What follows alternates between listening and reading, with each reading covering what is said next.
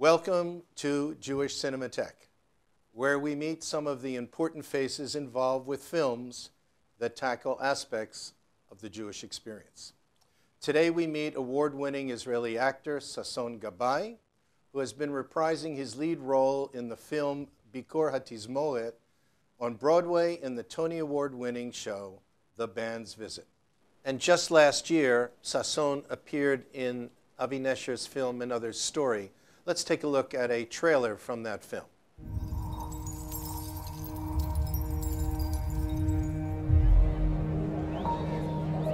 זה הבחור הזה שהולכת להתחתן איתו, השחר הזה, את מכירה אותו? אנחנו שתינו יודעות שאת לא בדיוק מתחתנת עם סתמים. הוא זה שנכנס עמוק לסמים והכניס אותה לאורח חיים פרוע שממש לא מתאים לה. ואז לפני שנה, האדון שחר הזה החליט לחזור בתשובה, והיא נגררה אחריו.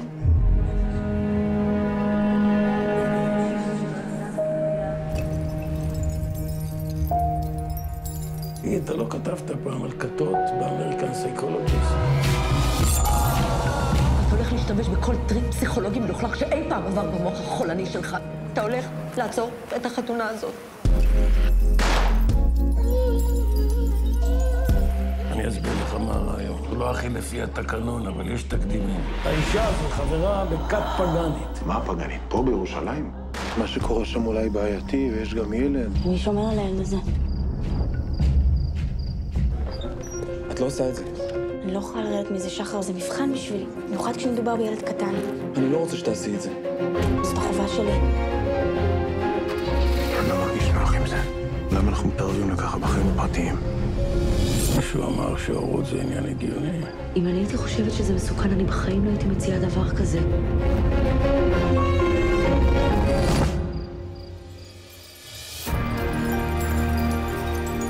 כשנולד ילד, נולדים בעצם שני ילדים. אלה שדמיינת, הילד האמיתי. ובאיזה נקודה צריך לבחור בין השניים.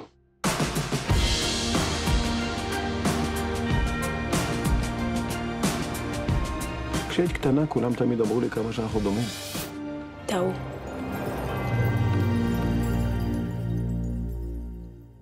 Sasson, welcome to Jewish Cinematheque. Thank you. Welcome. It's an absolute delight for me because I've been watching your work both in theater and in film for many years. You are truly one of the giants of Israeli cinema, so it's special, very Thank special. you. Thank you for inviting me. So you've been doing The Band's Visit on Broadway, and you're hopefully going to be touring with the show. Mm-hmm. That's a film that you made almost, what, 12 years ago? We've made the film in 2007. Right, and here you are. So how did you make the change from being in a film to being on stage? Yes, I'm really surprised at the fact that I'm here, talking to you here in New York, after making the move to come to here for this show. I didn't plan it to be, and I didn't expected it, and it was really kind of a surprise, but not exactly a surprise, because we've done the film at 2007, and then at 2010, Oren Wolf, the producer of the Band's Visit here in Broadway, who was a fan of the film and liked it very much, came to Israel, to Tel Aviv, to meet me also. I mean, to his own things, but he met me and he told me, what do you think about the idea to make out of this film a play, a show on Broadway? Well, it sounds to me a very crazy idea and not realistic and too much. But you know, I was polite and I say, okay, yeah, wonderful idea. and would you like to join such a endeavor? I say, okay, why not? Yes, I will. And then the years goes by, and Oren tried to produce it, and it took him a lot of time. And then, well, I forgot all about it. And eventually, after I think 6-7 years, they started the Atlantic Theater at the off-Broadway production with Tony Shoulob doing the lead, the Taufik part that I'm doing. And I say, okay, because time really passed by. And then from the transition from Atlantic, from the off-Broadway production to Broadway, Oren invited the whole or part of the cast and the creators to Tel Aviv, to Israel, to see, you know, the places that it took place. I mean, all the places in the south, Yerucham, Petah Tikva, all this. And he made kind of a dinner and invited us, the people from the film. And he asked me again, look, maybe our lead, Tony Shoulob, is going to do a TV series, and would you consider coming? And I said, again, yes, but I didn't believe it was going to happen. And then after 2 months, sure enough, he contacted me and proposed me to come. And then it took me time, you know, to get out of my obligation and commitments in Israel, in Beit Lesson Theater, which I work. You've been in the Beit Lesson Theater for what, over 20 years? 23, more than 23 years. I've been in all theaters in Israel, but this is the last 23. This has become home. Become home, yes. So theater for you is not something, I mean, you grew up in the theater first. Yeah, I see myself first of all as a theater actor. Because first of all, in Israel, it's different from the States. I mean, my career, luckily, with the film and TV was quite rich. But 49 films, last count. Did you count? Yeah? I counted. Wow, I didn't. Yeah, including TV. And TV, right. Yeah, yeah.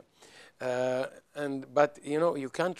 First of all, let's say economically, you can't rely upon TV and films in Israel. It's not like here you are doing a series and you can be... You can retire after. You can retire after, especially after 2-3 seasons. In Israel, you can make a living, but you cannot retire on it. So, and your main job is doing theater.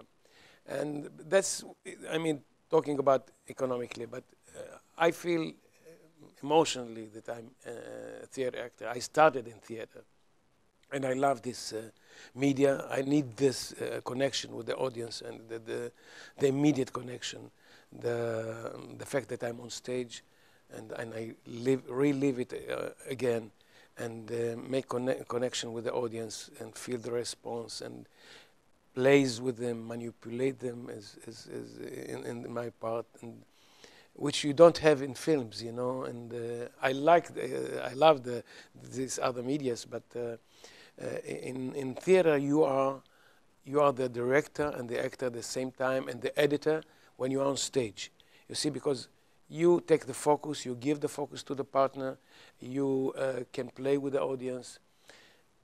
I mean, you're the final decision maker. That's right. As opposed to a film, and that you know, you can do wonderful thing, and it remain at the editing room. And yet, your role as is it Tawfik? Tawfik, yes. Tawfik won you awards in Europe, won you the Israeli Ophir Award, won you Best Actor at the Jerusalem Film Festival. I mean, it was an amazing role.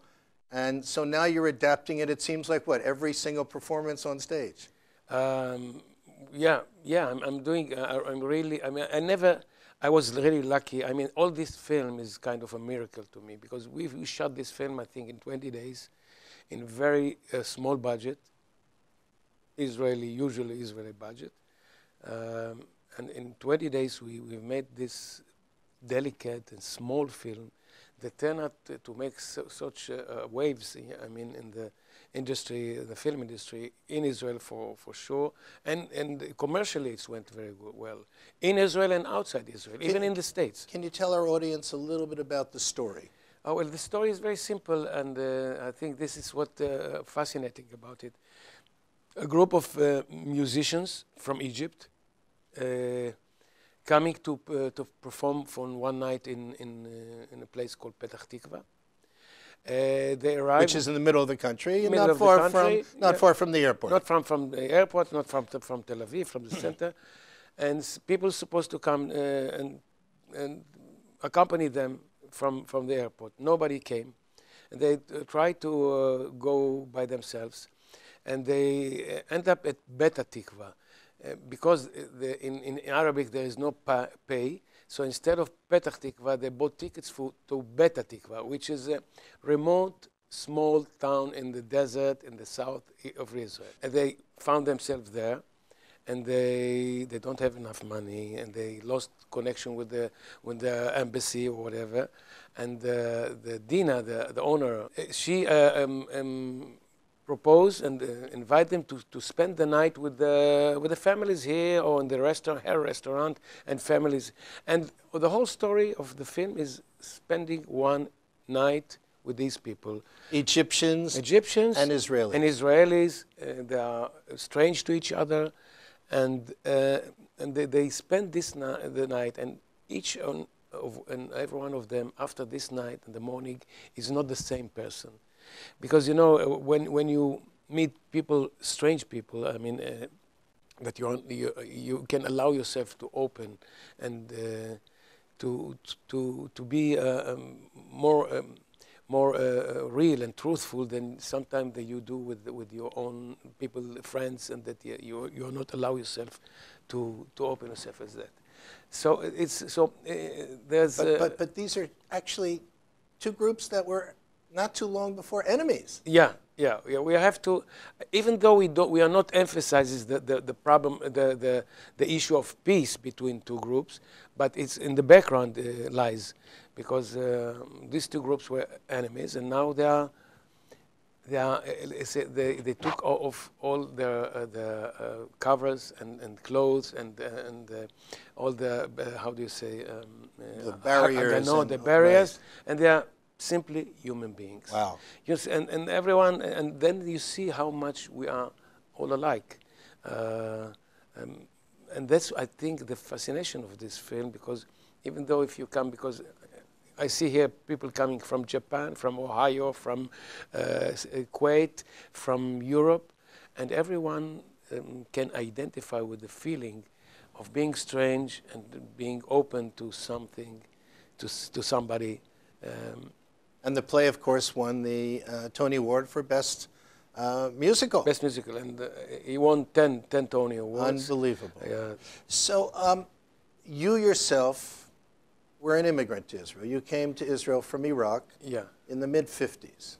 And this is a community at the beginning of the 50s. And this is a community in the Negev, also largely Olim, new immigrants? Yeah. Or kind of. So did you identify, I mean, here you are on the other side, but did you identify at all with them? And what about your own story? Well, I was born in Iraq, Baghdad, and I came to Israel when I was 3 years old. I don't remember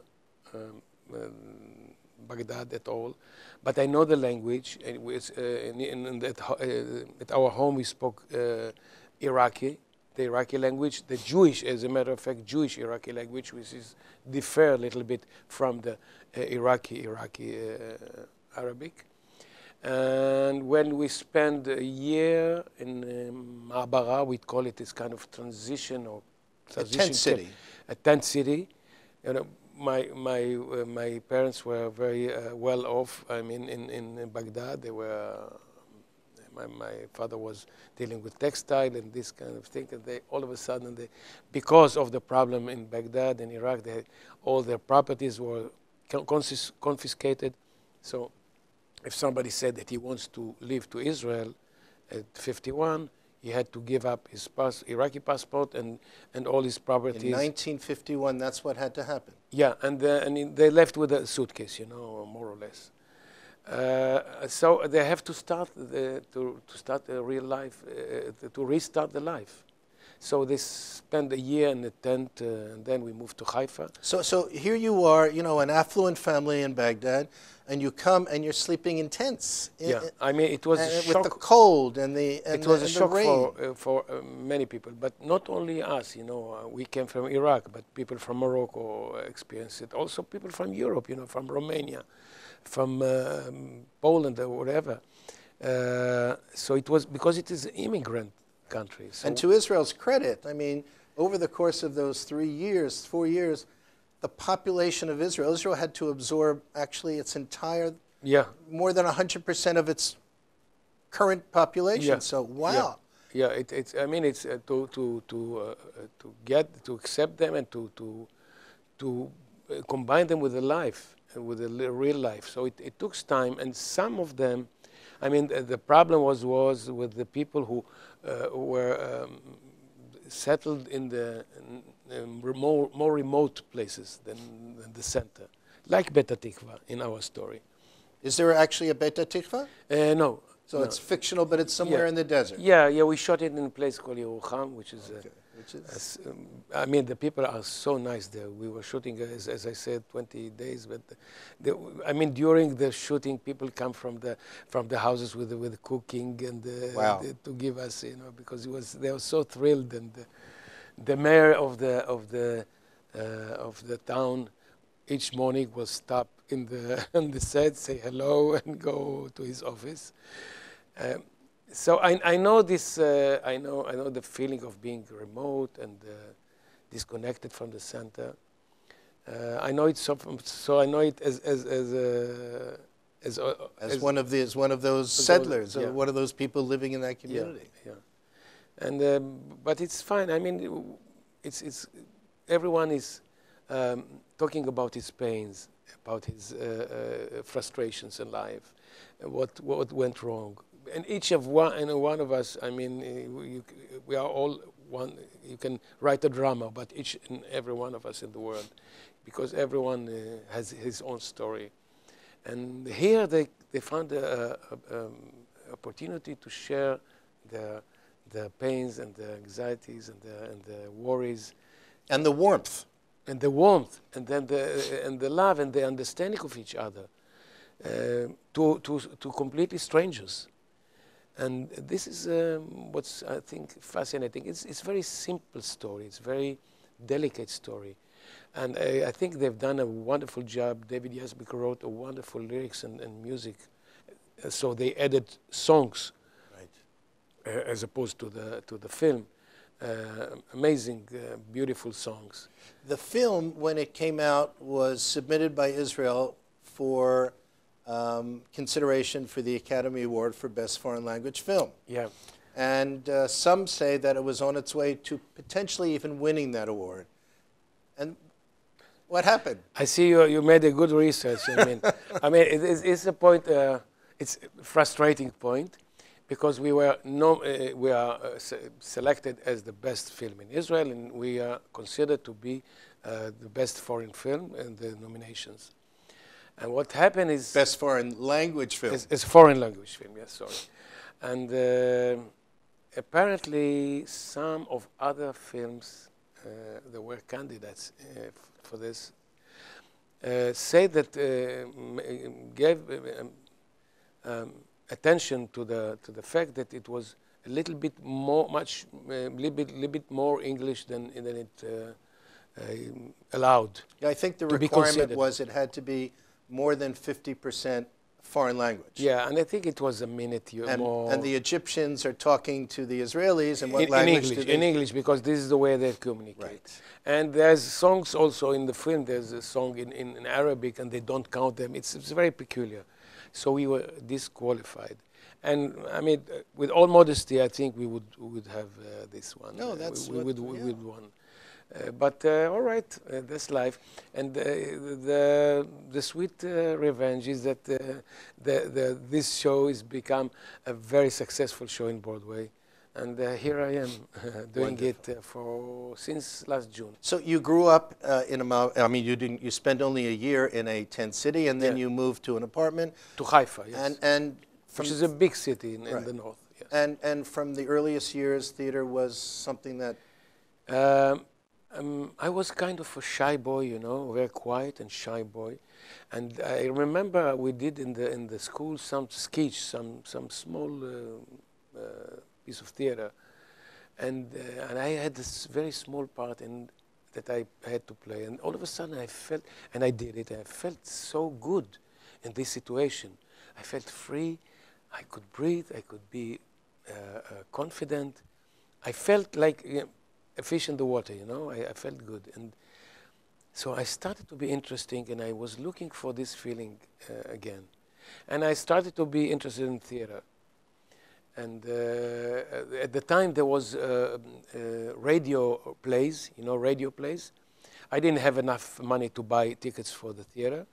And I used to listen to radio plays. Radio plays were very, vast repertoire. Shakespeare, original plays, comedies, Israeli plays. And what's beautiful about it, that when you listen, you have to use your imagination, because you only listen to the text. And it was kind also fascination for me. And then from on and on, I started to go to theater, and I was, in love with theater. And I was secretly hoping that one day I will be on the stage of Haifa Theater. And then after years, when I worked there, each time I remember this feeling that when I was a kid, I wanted to be there. And then I went to the army service. In the army service, we have also kind of entertainment group that you can play as a soldier. You can the various lahakot, the various troops. Lahakot, that's it. Yeah. And they didn't accept me. I wasn't accepted to the. I wasn't. That list, apparently, the people who weren't accepted, that list is quite amazing if you think about it. Yeah. Okay. Let's. Yeah. So I didn't pass the audition, but I still secretly, and I was a little bit shy to say that I want to be an actor, because it was quite not common things to do. And I did my army service, and I started to go to Tel Aviv University, to the drama department, and then I made an audition. I decided to study theater and psychology, because I wasn't sure that I'm good in theater. So I study also psychology. Which I'm sure was helpful to you in your... It is. I think they're very close. If I won't be an actor, I would do psychology. But when the moment I started to study theater, I knew that I belonged to the profession. I got feedbacks, and as you say, the rest is history. How did your parents respond? Well, my late father, was not alive at the time. Only my mother. She wasn't familiar with it, so she didn't have an opinion. It sounds peculiar to her that her son wants to be an actor, and she consulted my older brother, who sadly passed away 6 months ago. He was my oldest brother, and he was, his name was Sasson Gabay, and he had a wonderful career in the foreign ministry, and he was also very related to art. He was playing the violin. He translated a lot of Arabic poetry, modern Arabic poetry, into Hebrew. So I actually knew your brother. I didn't make the connection really? When he was the consul in Philadelphia. That's right. An amazing, amazing. Ah, you knew him. Yeah, what a wonderful, surprise. wonderful man. Wow. No, I'm really moved to know that you know him. I didn't realize the connection. Yeah, he was in Philadelphia and then San Francisco, and then he was an ambassador in Ireland. And he was very into art, and as a youngster, he was the one that I was consulting. And if I would write a song, I would show it to him and to see what he thinks. And so my mom consulted with him, because, they were a generation, as I said before, they came to Israel, they didn't know the language, they didn't know the set of rules. I knew Hebrew before my mother knew Hebrew. Wow. I remember her studying Hebrew, and I would help her to do homework. But it's got also these beautiful things in it, It's hard, but it's also beautiful, because they're creating a new life and a new chapter in their life. And she consulted with Tzvi, and he said, well, if you like it, if he likes it, the boy, if you like art, why not? Let's do it. You had the older brother protecting you and advocating on your behalf. Yeah. Wow. Because even though it was very rare and not something common, if I go to study something else, okay, but acting, what acting? It was also very, it was Ashkenazi, right? I mean, it was Ashkenazi. It was hard, it was Ashkenazi, but yeah. Here you were an immigrant, and the Sabras, the Israelis, what is he doing We live in here? Ashkenazi neighborhood, as a matter of fact, in Haifa. But the education we got from our parents, that you are, even though the art and the economy and the politics was dominated by Ashkenazi Jews at the time, that they gave us the feeling that they gave us education and the feeling that you are not less than anybody else, that you are as good as anybody else and maybe better. And it's also, in Petah Tikva, it's very difficult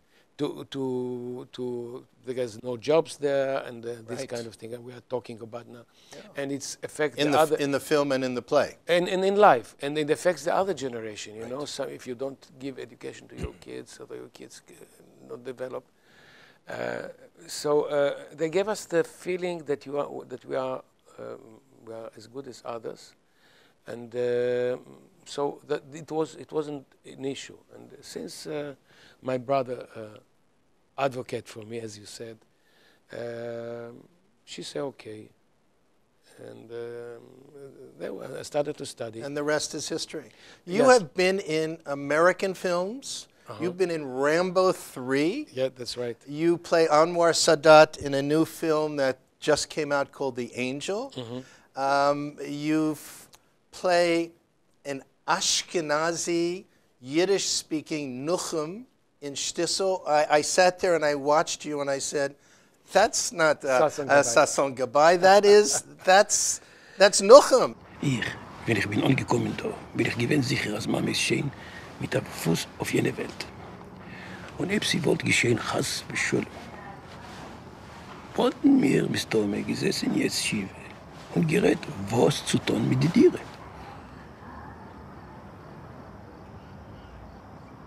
Mama ist zurückgekommen zu sich nach einer Sache Zeit. In das, was liegt hier im Kopf? Die Tiere?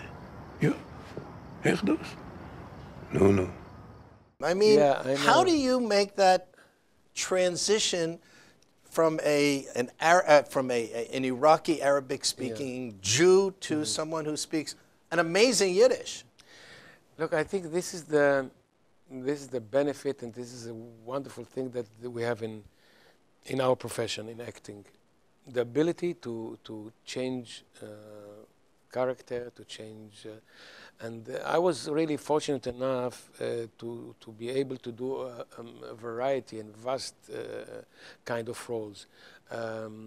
Some people are doing usually drama, the other comedy,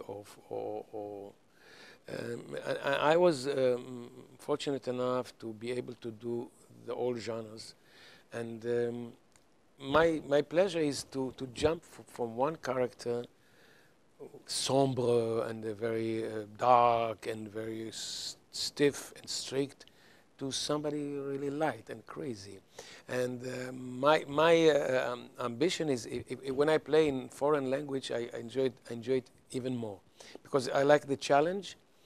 And to my opinion, I play the best in foreign language, but maybe it's not true. Sasson, what a delight it has been to have you with me today, watching you do straight drama, the good guy, the bad guy, the comedian, the chassid. I mean, it's a delight, and I wish you much continued success. Thank you. And thank you so much for joining us. Thank you for inviting me. It was a pleasure talking to you, and I hope all the viewers will enjoy our Thank interview. you.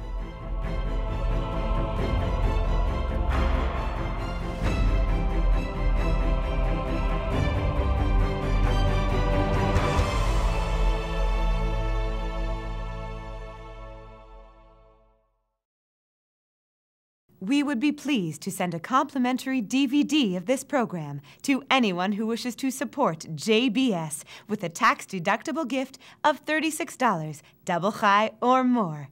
Simply visit the JBS website at jbstv.org and click on the Donate button to make a donation by PayPal or your credit card. And please indicate the program for which you would like a DVD. Or you can send your tax-deductible check to JBS, P.O. Box 180, Riverdale Station, Bronx, New York, 10471. And again, please remember to indicate which program you would like to receive with our compliments. And we thank you for your kind support.